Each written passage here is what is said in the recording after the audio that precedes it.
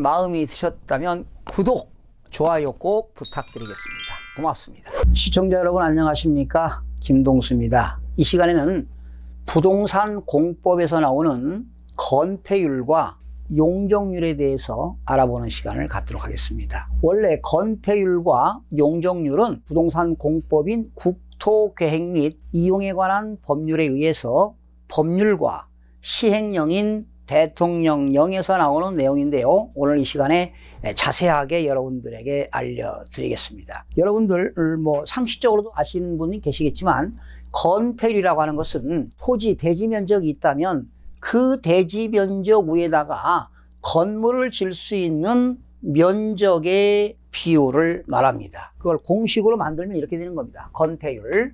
건폐율은 대지 면적분의 건물 면적입니다. 건물의 바닥 면적을 의미합니다. 여기서 건물 면적은 바닥 면적을 얘기하는 건데 곱하기 100을 하게 되면은 퍼센트가 나옵니다. 그래서 최고 높은 건폐율이 90%부터 낮은 20%까지가 있습니다. 그러니까 이렇게 토지 위에 이런 땅이 있다면 이 토지 위에 건물의 바닥 면적입니다. 이렇게 만약에 토지가 100평이 있다면 100평 위에 건물을 90평을 질 것이냐 또는 20평만 질 것이냐 이렇게 되겠습니다. 그래서 이 건폐율은 용도 지역마다 다 다릅니다. 그러면 용도 지역에 이제 도시 지역에는 주거 지역, 상업 지역, 공업 지역, 녹지 지역이 있어요. 그러면 주거 지역입니다. 이 주거 지역에서는 건폐율이 70% 이하가 되겠습니다. 70% 이하. 그러니까 70%를 초과할 수 없어요. 최고로 져야 70%까지 줄 수 있다라는 건데, 그러면 여러분 주거지역은 건폐율이 70% 이하인데 50%짜리도 있고 60%짜리도 있습니다. 그런데 여러분 이 주거지역에는 제1종 전용 주거지역, 제1종 전용 주거지역이 있고 또 제2종 전용 주거지역이 있고요. 또 제1종 일반 주거지역이 있고 제2종 일반 주거지역, 제3종 일반 주거지역이 있고요. 그리고 준주거지역이 있습니다. 그러면 사실은 이 주거지역의 70% 이하는 준주거지역을 얘기하는 겁니다. 그러니까 준주거지역은 70% 이하가 되겠고요. 1종 전용 주거지역은 50% 이하입니다. 2종 전용 주거지역도 50% 이하. 그리고 제1종 일반 주거지역은 60%입니다. 60% 이하. 제2종 일반 주거지역도 60% 이하. 제3종 일반 주거지역은 50% 이하가 되겠는데요. 혹시 이 공인중개사 공부하시는 분들은 부동산 공법에서 건폐율이 아주 시험에 많이 나오죠. 암기는 이렇게 하시면 돼요. 건폐율 제1종 전용 주거지역, 제2종 전용 주거지역, 제1종 일반 주거지역, 제2종 일반 주거지역, 제3종 일반 주거지역, 그리고 준주거지역인데 이렇게 5, 6, 6, 5, 7입니다. 50%, 50%, 60%, 60%, 50%, 70%. 5, 5, 6, 6, 5, 7 이렇게 암기하시면 되겠습니다. 혹시 시험 보시는 분들입니다. 시험 보시는 분들에 해당되고 여러분들 이제 상식적으로 제가 알려드리는 건데 5, 5, 6, 6, 5, 7 주거지역은 준주거지역이 70% 이하가 되겠고요. 5, 5, 6, 6, 5, 7 50%가 제1종 전용 주거지역도 제2종 전용 주거지역도 그리고 제3종 일반 주거지역이 50%가 되겠고요. 준주거지역이 70%가 되겠습니다. 그 다음에 상업지역입니다. 상업지역은 건폐율이 제일 높은 게 90% 이하입니다. 90% 이하. 이 상업지역에도 중심 상업지역 있죠? 중심 상업지역이 있고 그리고 일반 상업지역 그리고 유통 상업지역 그리고 근린 상업지역이 있습니다. 이건 9, 90, 80, 80, 70이 되겠습니다. 9887입니다. 중심 상업지역이 90%, 일반 상업지역 80%, 유통 상업지역도 80%, 근린 상업지역이 70%, 9887을 기억하시면 되겠습니다. 9887. 그러니까 중심 상업지역은 명동 같은 데는 중심 상업지역 아니겠습니까? 명동. 우리나라에서 중구 명동이 땅값이 제일 비싼데 이게 100평이 있다면 바닥 면적 90평까지 건물을 질 수 있다는 겁니다. 중심 상업적이 90%, 일반 상업적이 80%, 유통 상업적도 80%, 근린 상업적은 70%가 되겠습니다. 그 다음에 이제 공업지역입니다. 공업지역. 이 공업지역은 70% 이하입니다. 그런데 이 공업지역은 세 가지가 있죠. 전용 공업지역, 일반 공업지역, 준공업지역인데 모두 70%입니다. 공업지역은 모두가 전용 공업지역, 일반 공업지역, 준공업지역 모두가 70%가 되겠습니다. 그 다음에 도시지역에 있는 녹지지역입니다. 녹지지역은 건폐율이 20% 이하가 되겠습니다. 그런데 여러분 녹지지역에도 뭐가 있나요? 보존 녹지가 있죠? 보존 녹지지역과 생산 녹지지역과 자연 녹지지역인데 다 20% 이하입니다. 그러니까 여러분 도시지역의 보존 녹지나 생산 녹지나 자연 녹지는 100평이 있다면 건물의 바닥 면적은 20%가 20평이니까 건폐율이 20%가 되겠죠. 예를 들어서 녹지지역의 대지 면적이 100평이다. 그러면 20%가 되기 위해서는 곱하기 100에서 20%가 되기 위해서는 몇 프로? 여기 20평이 되는 겁니다. 그러니까 대지 면적이 100평이라면 바닥 면적, 건물의 바닥 면적은 녹지지역은 20%다. 그래서 녹지지역은 생산 녹지나 보존 녹지나 자연 녹지 모두 다 20%가 되겠습니다. 자, 그 다음에 이제 이 도시지역에는 주거지역, 상업지역, 공업지역, 녹지지역이 있고요. 그리고 이제 농림지역이 아닌 중간에 있는 관리지역이 있습니다. 이 관리지역은 40% 이하가 되는데요. 관리지역은 40% 이하가 되는데 보존관리지역이 있고요. 보존관리, 생산관리, 또 계획관리가 있습니다. 그런데 보존관리는 20% 이하가 되겠고요. 생산관리도 20% 이하가 되겠고 계획관리가 40% 이하가 되겠습니다. 계획관리지역이 40% 이하가 되겠고 그리고 이제 농림지역은 20% 이하가 되겠고요. 그리고 자연환경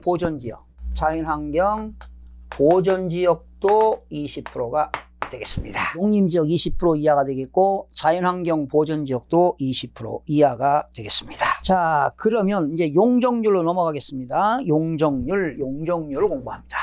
여러분 용적률이라고 하는 것은 대지 위에다가 말이죠.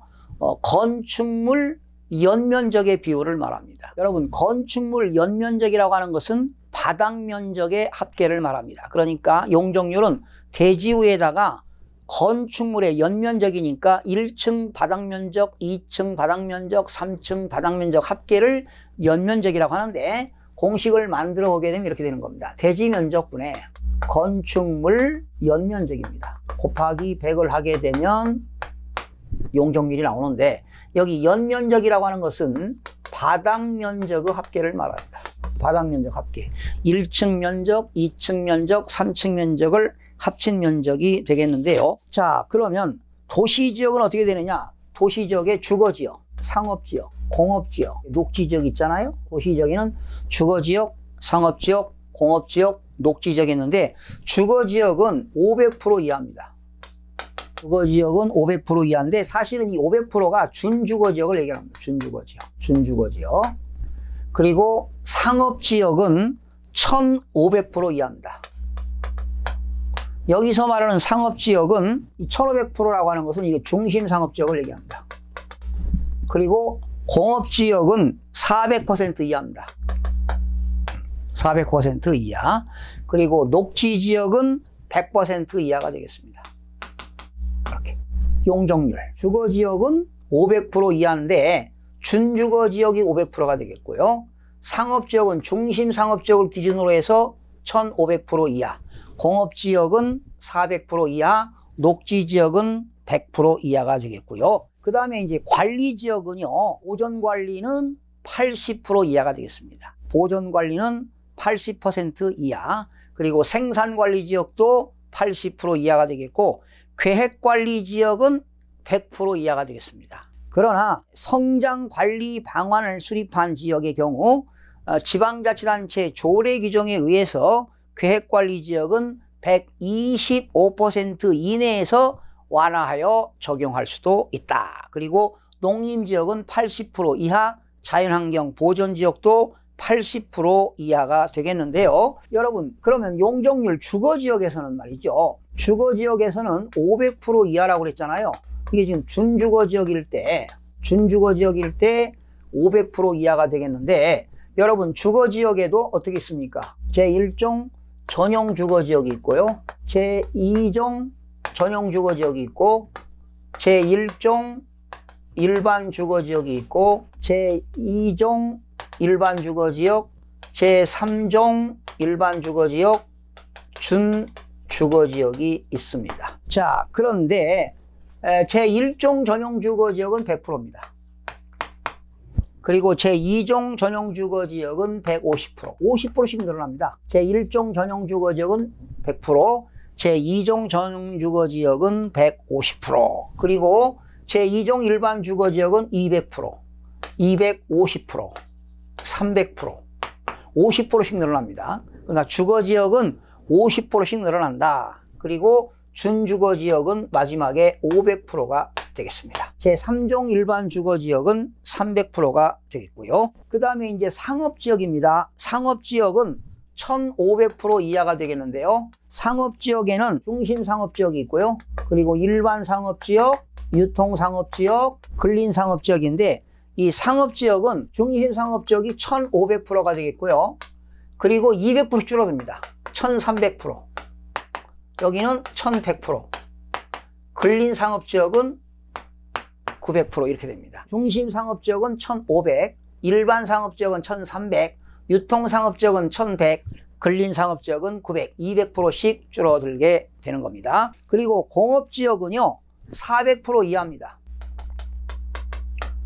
공업지역은 400% 이하가 되겠는데, 이렇게 됩니다. 공업지역은 전용공업지역, 일반공업지역, 준공업지역인데, 전용공업지역이 300입니다. 300이고 50%씩 늘어납니다.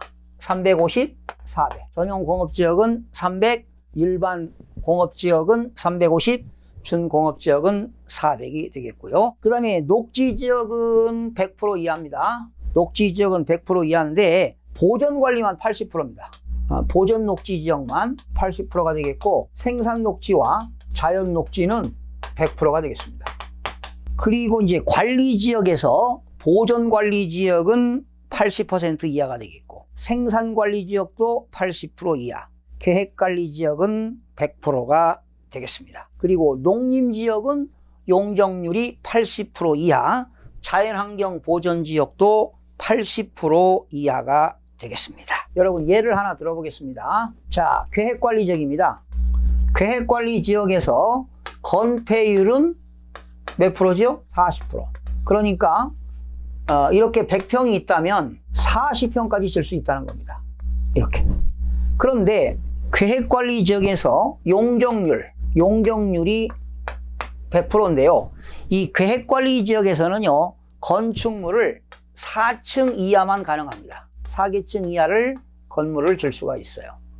자, 그러면 용적률은 100%니까 1층 면적 40평, 2층 면적 30평, 3층 면적 30평, 이렇게 하면은 용적률이 100%가 되겠습니다. 결과적으로 대지가 100평인데 1층의 바닥 면적 40평, 2층의 바닥 면적 30평, 3층의 바닥 면적 30평이니까 100평이 안 되겠습니까? 100평 아니겠습니까?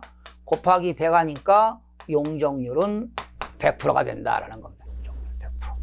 100%. 그래서 계획관리 지역의 건폐율은 40%, 용적률은 100%인데 3층 건물을 지으려면 1층에 40, 2층에 30, 3층에 30. 그러면 4계층을 지으면 어떻게 될까요? 4계층을 지으면 100평에 1층 면적 25평, 2층 25평, 3층 25평, 4층 25평 이렇게 질 수가 있겠죠. 그러면 1층에 바닥 면적 25평, 2층, 3층, 4층 합치니까 바닥 면적 합계를 더하니까 연면적이 100평이 나오지요. 25평씩 4계층이니까 100평이 되겠습니다. 이렇게 해서 이 시간에는 건폐율과 용적률에 대해서 살펴봤습니다. 여러분들 어떻게 기억이 좀 되십니까? 시청해 주신 여러분 대단히 고맙습니다. 최선을 다하겠습니다. 내일 아침에 찾아뵙겠습니다. 마음이 드셨다면 구독, 좋아요 꼭 부탁드리겠습니다. 고맙습니다.